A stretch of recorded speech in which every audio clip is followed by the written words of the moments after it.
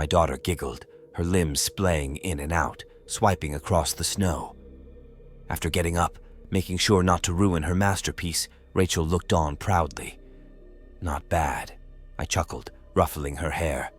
But I'm the best at making snow angels. Before I could get onto the ground, Rachel spoke. You already made one, and it looks terrible. I paused, eyebrows furrowing.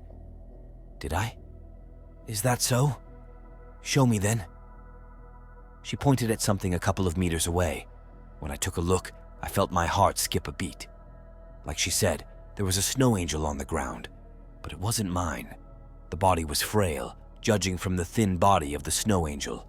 Lanky limbs that were almost the same height as me trailed on each side of the body, and the head looked as though it had been drained of all juice, simply a shriveled raisin connected by a needle-thin neck. I looked back at Rachel, who stared at me with complete sincerity. Did you do this? I asked, more curious than anything else. It didn't make sense. I would remember an act like that. Rachel tilted her head. Obviously not. It's skinny and long like you. She burst into another fit of giggles, but I found it hard to join her. I looked around our backyard, searching far past the fence. When I eventually looked at our neighbors, I scoffed. Mrs. Gower's son, Andrew, must have done it. That brat got me good, I'll give him that. I'll have to get back at him. My wife called us over for dinner, and Rachel dashed past me, disappearing inside before I could stop her. I sighed before following her. As I got to the door, I took one last look behind me. Hey, honey, how about we install some security cameras? Emma continued to prepare the table, not bothering to look behind her. For what? She finally replied, her voice drained from a long day of teaching. I hesitated. Well, security? The truth was, I didn't know why I wanted the cameras myself. Despite explaining to myself that it was just Andrew playing a prank, I still wanted to play it safe. We've lived here for 10 years without issue, honey. Why would we install security cameras now? I opened my mouth to respond, but decided to let it go. Yeah, you're right. Throughout the day, I couldn't help but think about the snow angel, constantly looking outside. It was strange, since despite the snowflakes falling, the indents were never filled. As the night drew to a close, I promised to check outside one last time. I expected to find nothing and finally get rid of this aching paranoia, but as my phone's flashlight draped over the snow, my concerns were realized. There wasn't just one snow angel. The entirety of the backyard was littered with grotesque indents of bodies, each one varying in size and shape. Some were lanky, their limbs stretched to the point of disproportion, while others looked like bloated corpses that had drowned in a river, their bodies distended and stretched.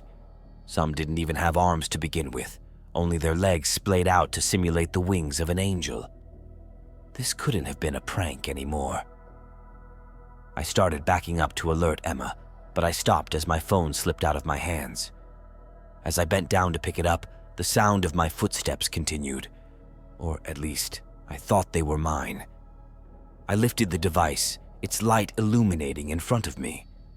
Footsteps leading to the house were engraved in the snow, but they didn't match my own. These were larger, deeper, and longer. Worst of all, they were appearing right in front of me. The sound of crushing snow alerted me to something that was mere meters away from me. Accompanied by it was the imprint of a grotesquely long foot appearing right in front of me. Yet, there wasn't anything that could have made it, nothing that I could see. I sprinted the other way, practically slamming the sliding door behind me. Looking through the glass door, I could see the footprint standing outside, idle and waiting. Claw marks began appearing on the glass, accompanied by a horrendous screeching, like nails on a chalkboard. Emma made her way downstairs, clearly asleep not a moment ago. What the hell was that sound? When she reached the final step, the claw marks paused at the arrival of a new voice. You could have woken Rachel up. I could tell she wanted to yell, but held it in to refrain from being a hypocrite. Ah, honey, there's something out there. I tried to sound calm, even though my heart was pounding hard. Emma tilted her head, shoving me aside to take a look outside. Her face morphed from irritation, then to shock, then to confusion. "What the?" she mumbled, unable to phrase her question right. "I think something is causing this, and I don't know." "What do you mean, something?" Emma's arms tightened around herself, her fingers digging into her shoulders. It's probably just Andrew or something." She used the same rationale I did earlier, and it was obvious she was trying to convince herself of it. "Emma, there's something outside. I also thought it was Andrew at first, but..." I took a deep breath, taking in the scene before me. Snow began to fall for the first time in a while, slowly covering up the footprints. Now I just looked more insane. I turned back towards Emma to give her more of a reason to make her think I was a lunatic, but her eyes widened in horror, covering her mouth. When I looked at what left her in such a state of emotion, I damn near felt my heart stop for the third time today. Vague silhouettes lined outside the house, the snowflakes falling upon them, giving them shape. Each time the snow landed, it would melt moments after, but it gave me enough time to make out just what these things were. Then the scratching continued.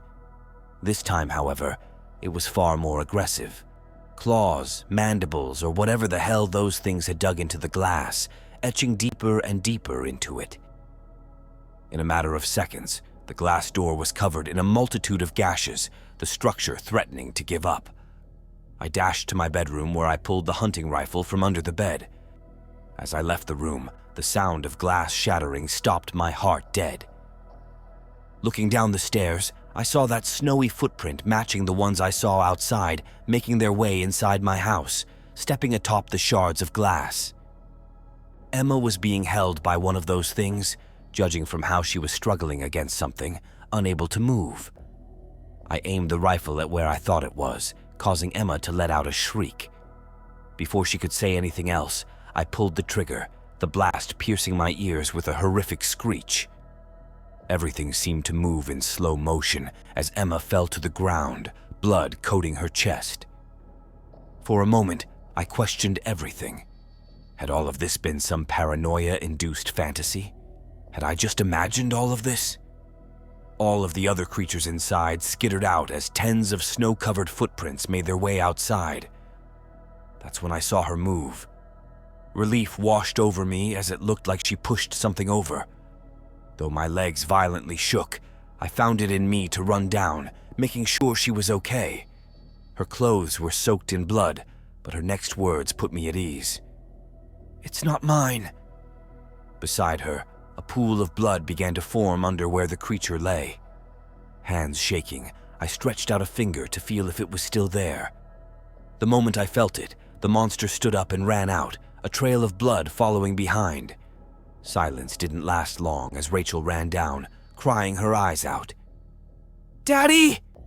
She leapt into my arms and I held her tight. "It's okay, sweetie. It's okay. Mommy is okay, don't worry." I did my best to hide my trembling hands from her. Emma grabbed my shoulder, causing me to turn to her. "Let's go upstairs, all right?" She had a gentle smile on her face.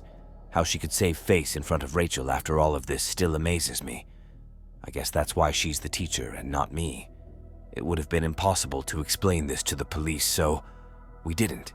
We had our glass door fixed, installed various security cameras, and made sure to keep the blinds closed at all times.